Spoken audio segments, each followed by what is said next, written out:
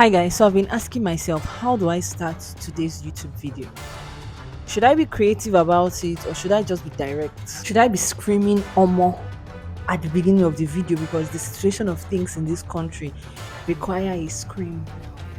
Or should I just actually be professional and, you know, just dish out what I have for you today? Creative or no creative? Omo or no Omo? This video must be made and it must be made now. So walk with me as we talk on the subject matter of contentment. That's not a period. But walk with me. Okay, guys, so we'll be starting today's video by defining what contentment is and what contentment is not. This will help us give an overview of this topic and delve into it really to get the chunks out of this topic. So, what is contentment? Contentment is simply the state or quality of being content. Synonyms I checked in Merriam Webster's dictionary include happiness, gratification, satisfaction. At one point, even enjoyment is there, and I'm like, wow, contentment can be equal with enjoyment. And then a lot of people have different notions about what contentment is, and that is why when the subject of contentment is brought up, a lot of people revolt at it, or they bat an eyelid, or they give that side eye kind of thing because they feel like contentment is not something that should be pursued. So I'll define what contentment is not. Contentment is not complacency, where you're so overconfident that you don't go after things that would help you grow because you just want to settle where you are. Contentment is not settling for less, also known as mediocrity, where you have decided not to be excellent or improve on your craft or improve in value or just enlarge your capacity. Contentment is not that. So do not ever equate a content person with a person that is not seeking for excellence. A person can be mediocre and still be discontent. A person can be excellent and still be discontent. A person can be mediocre and still be content. A person can be excellent and still be content. So contentment is not equal to mediocrity. Another thing contentment is not is that contentment is not limitedness. It does not limit. The fact that you're content does not mean that you're limited, because a lot of people think that once you are a content person, then you cannot pursue your goals, you cannot pursue your dreams, you cannot pursue your aspirations, you cannot be ambitious. However, contentment is a state of mind where you're satisfied with what you have now and you are thankful, believing God that even as you improve, even as you grow competent, you can go for bigger things, you can go for other things. So it is being satisfied with what you have in the moment while thanking God and gunning for more. So it is not greed, it is not equal to greed, it is not discontentment, it is just being satisfied with what you have. Now, contentment gives us the surety that God is a provider. We are assured when we are content, we are assured that God is our provider and that He will provide for every of our needs. We do it in thanksgiving, knowing that the moment that we are in, for example, the moment we are in Nigeria. Now, contentment gives us the mindset of thanksgiving. If for anything, it gives us peace in the midst of chaos. It gives us peace in the midst of turbulences because everyone is troubled, haywire, discontent, not satisfied, and you are resting in the surety that God is a provider and that God is a good shepherd and He would look after you. So when you practice contentment, you practice gratitude. When you practice contentment, you practice thankfulness. Now, to continue this, I would like to give a backstory to everything that I am talking about. In 2015, I was exposed to Instagram. And when I entered Instagram for the first time, I saw celebrities really post themselves. I was bamboozled. My 10 MB as at that time finished in like how many minutes? Because that time MTN used to give us 10 MB for 1 week. If you can remember, that was like to go. That was like to go MB for the week. But then I entered Instagram and in one sitting, I think in an hour or 30 minutes, my 10 MB finished. Fast forward to like a year later, I started seeing all my classmates that I graduated with posting on Instagram, and they were looking really good. They were looking really nice. A lot of them had, tushed up. A lot of them were looking really beautiful. They were with makeup and jewelries, accessories, and I was just still the same drab lady that didn't use accessories due to my upbringing. And so one part of my heart just looked at these people, and because I couldn't be like them, or because I couldn't dress like them, or because I couldn't accessorize or make up like them, I just in one part of my heart condemn them like, who are these ones and why are they looking as if they have everything in life? This wants to go to a fire. And so in one part of my heart, that was what was dwelling. The other part of my heart was like, what is giving you the surety that even you that is looking at them, that is not doing all this, you will not go to hellfire? And so it was a tug of war between these two parts of mine. And that is one fruit. It in the long run breeds jealousy, because you find out that because you can't have what this other person has, because you're not content with what you have in the moment, you start looking outside, you start looking at what other people have, and you start becoming jealous of them. And a jealous person, is a witch in waiting if God does not help you. So that is one thing about contentment. Now, for us to delve into the issue of contentment, one of the key factors that we need to look into, the major factor, is our heart. It has a very decisive role to play in contentment. Why do I say this? First of all, what is the composition of your heart? What does your heart look like? Um, does your heart yearn for material things? Does your heart yearn for pleasure?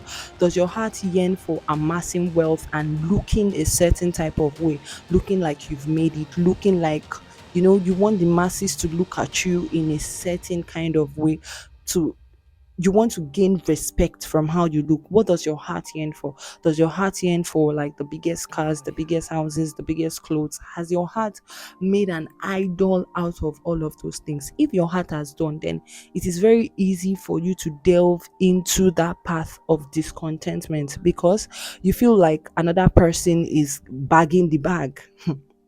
Another person is popping the champagne, another person is living the dream life, traveling from one place to another, and then you're just stuck there, maybe in one village. if if you're like us that schooled in Okofia in a village somewhere, you just be looking at everybody doing things and you're like, oh my god, look at where I am. Do you understand? So where is your heart? What is your heart posture like? Do you gain confidence from your bank account? Is that where your confidence, is that where your identity stems from? Is that where your essence stems from? That is why Jesus would say that a man's life consisted not in the abundance of things that he possesses. I mean, imagine as I am now. I went out today this morning. I was looking all dapper, all good. Wore corporate wear, white and black. Packed my hair, looking beautiful. The way I went out there, if my identity is in the amount of money that is in our bank account, hmm, thank God my identity and essence does not stem from the money in my account. Thank God. Hey, God, mercy.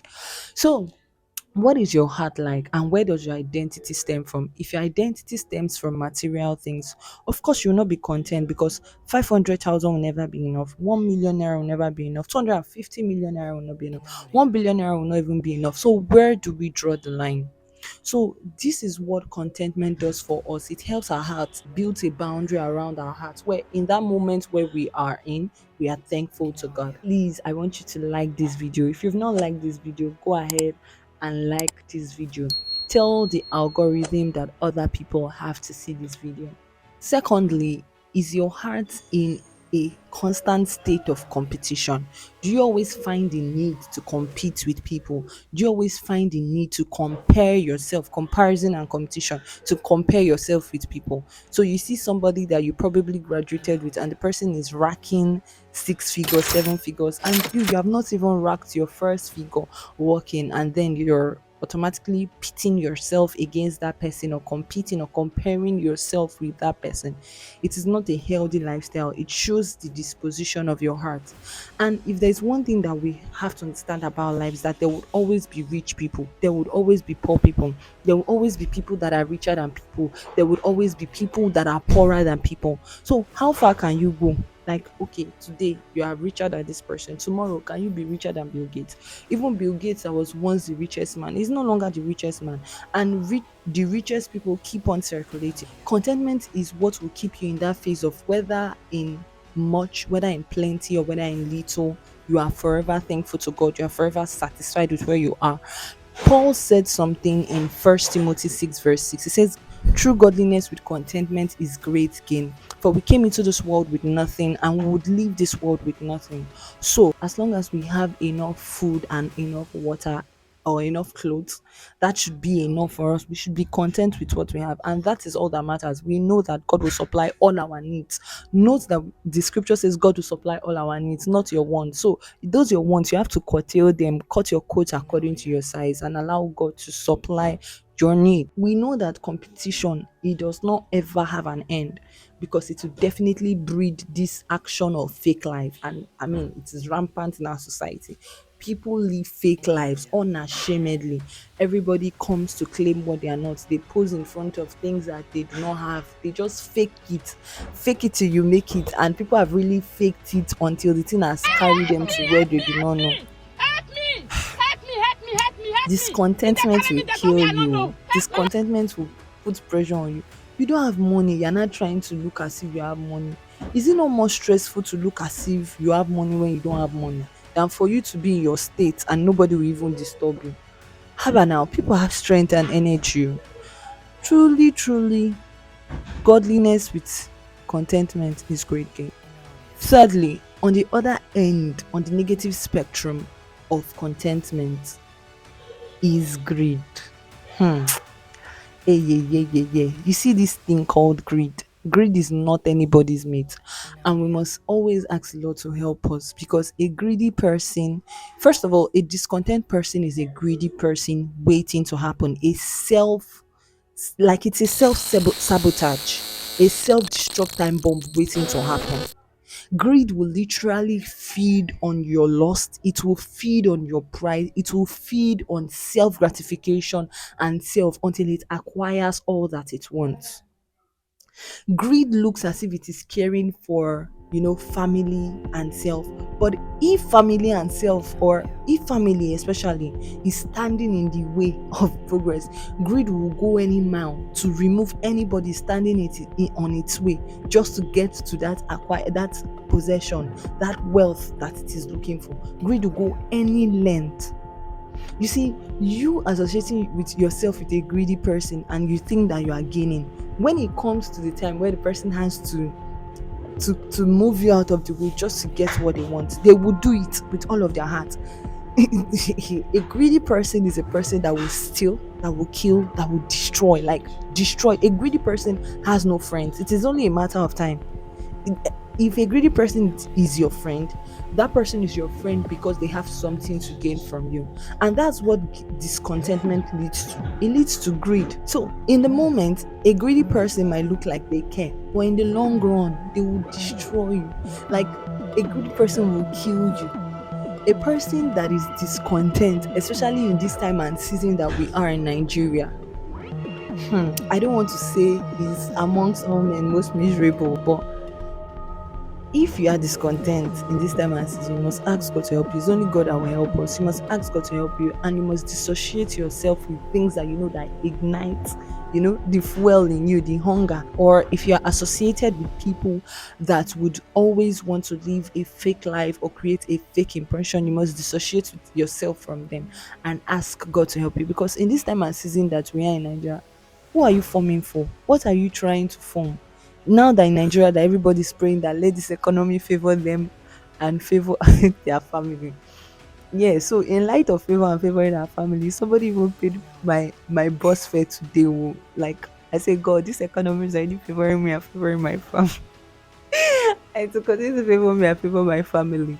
So please, I pray that God will help our hearts. God will help our hearts, because this thing is really a heart check. We must constantly check our hearts. We must constantly ask the Lord to check our hearts, because you might think now that you do not have, you don't have you don't have a negative attitude towards money. You cannot be moved by money.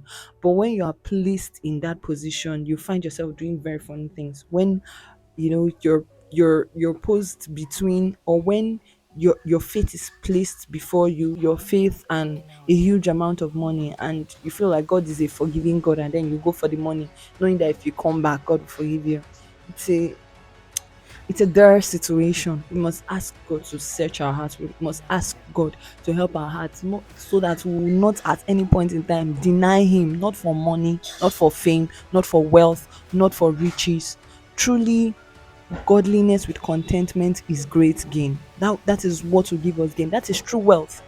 A contented person might be looking like a person that has everything in the world, but if you check, they don't really have much. But even in the little that they have, they know how to give things, and they also know how to give to others. So you find out that a contented person is also a person that knows how to give, because giving is not necessarily about how much you have.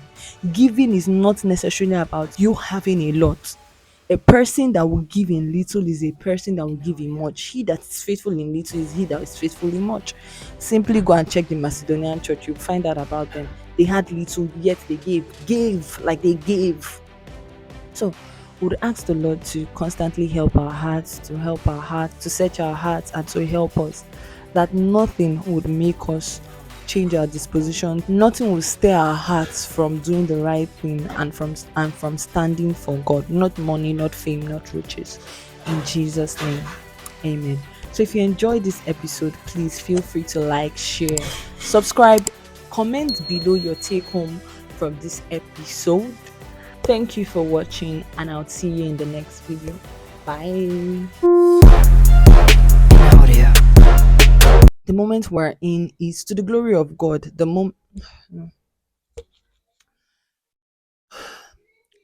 Now, contented contentment. Lord help me, Lord help me. Now about the scripture where Jesus said that life is not ah oh, how did I put it? Oh, how did Jesus say that thing? Life is not. Comment below what. Yeah, man, small, small now. Comment below what was your take. Comment, comment below your take home from this episode.